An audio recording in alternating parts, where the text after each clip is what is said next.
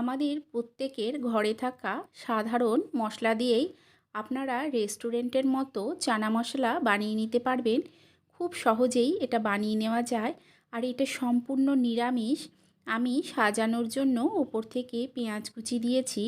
নমস্কার, আমি দেবশ্রী। আমার চ্যানেল দেবীজ ঘরকন্যা উইথ রেসিপির একটা নতুন রেসিপিতে আপনাদের সবাইকে স্বাগত।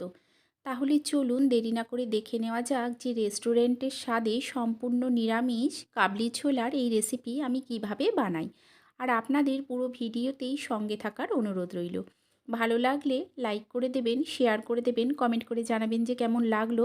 আর চ্যানেলটাকে অবশ্যই সাবস্ক্রাইব করে দিয়ে পাশে থাকা বেল আইকনটা প্রেস করে দেবেন। আর যদি ফেসবুক থেকে দেখেন তাহলে অবশ্যই চ্যানেলটাকে ফলো করে নেবেন।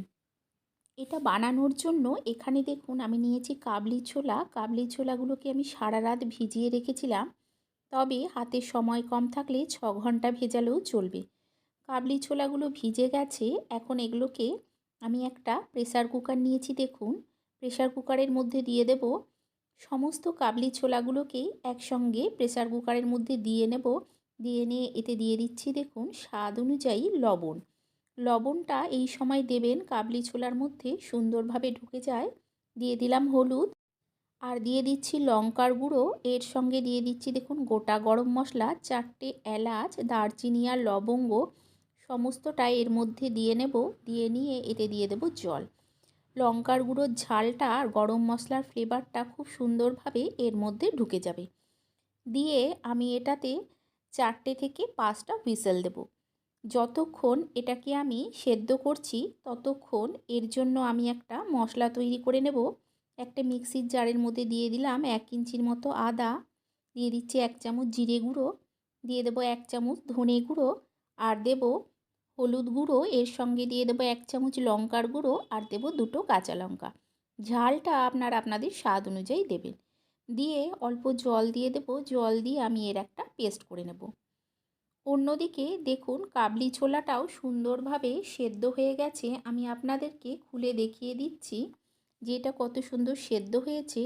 সেদ্ধও হয়েছে অথচ প্রত্যেকটা ছোলাই কিন্তু গোটা আছে। দেখুন সুন্দরভাবে এটা সেদ্ধ হয়ে গেছে। ঠিক এইভাবেই সেদ্ধ করতে হবে। আমি এখানে 5টা হুইসেল দিয়েছিলাম। এখানে দেখুন আমি একটা কড়াই বসিয়ে দিয়েছি। এতে দিয়ে দিলাম কিছুটা সাদা তেল। আপনারা চাইলে সর্ষের তেলও দিতে পারেন। ফোড়নে দিচ্ছি দেখুন গোটা জিরে, আর দিয়ে দেবো তেজপাতা। ফোড়নটাকে কয়েক সেকেন্ড ভেজে নিতে হবে। ফোড়ন থেকে একটা সুন্দর গন্ধ বেরোতে শুরু করলে আমি একদম ছোট ছোট টুকরো করে কেটে নিয়েছি 2টো মিডিয়াম সাইজের টমেটো। টমেটোটার মধ্যে দিয়ে দিলাম অল্প লবণ। এতে কি হবে, টমেটোটা তাড়াতাড়ি নরম হয়ে যাবে। টমেটোটা যতক্ষণ না নরম হচ্ছে ততক্ষণ এটাকে ভেজে নিতে হবে। দেখুন টমেটোটা কিন্তু অনেকটা নরম হয়ে চলে এসছে।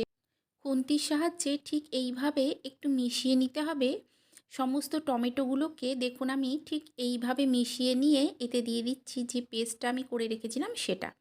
মিক্সির বাটিটা ধুয়ে অল্প জল দিয়ে দিলাম। দিয়ে দেখুন খুব ভালো করে মিশিয়ে নিচ্ছি। মিশিয়ে নিয়ে গ্যাসের ফ্লেমটাকে লো টু মিডিয়ামে করে কষিয়ে নিতে হবে। দেখবেন কষাতে কষাতে তেলটা আলাদা হয়ে চলে আসছে, আর মশলার কাঁচা গন্ধটাও চলে যাচ্ছে। ঠিক ততক্ষণ অবধি মশলাটাকে কষিয়ে নিতে হবে। গ্যাসের ফ্লেমটা যদি হাইতে করে কষানো হয় তাহলে কি হয়, অনেক সময় মশলাটা কষানো ভালো হয় না, আর পুড়েও যায়, আবার মশলার কাঁচা গন্ধটাও থেকে যায়। যতটা সম্ভব লো টু মিডিয়ামে করে মশলাটাকে কষিয়ে নেওয়ার চেষ্টা করবেন। দেখুন আমি মশলাটাকে কষিয়ে নিয়েছি, তেলটা আলাদা হয়ে চলে এসছে। এখন এতে দিয়ে দিচ্ছি আমি সমস্ত কাবলি ছোলাগুলো। কাবলি ছোলাগুলোকে দিয়ে খুব ভালো করে প্রথমে মিশিয়ে নেব। মিশিয়ে এটাকে কিছুক্ষণ ফুটতে দিতে হবে। এই সময় গ্যাসের ফ্লেমটা আমি মিডিয়াম টু হাইতে করে দেব। দিয়ে দেব এই সময় স্বাদ অনুযায়ী লবণ। আমি সেদ্ধ করার সময়ও কিছুটা লবণ দিয়েছিলাম, আর যতটুকুনি লাগলো সেই অনুযায়ী দিলাম। আপনারা আপনাদের স্বাদ অনুযায়ী লবণটা দেবেন। আর যেহেতু নিরামিষ তাই দিয়ে দিলাম ছোটো চামচের 1 চামচ চিনি।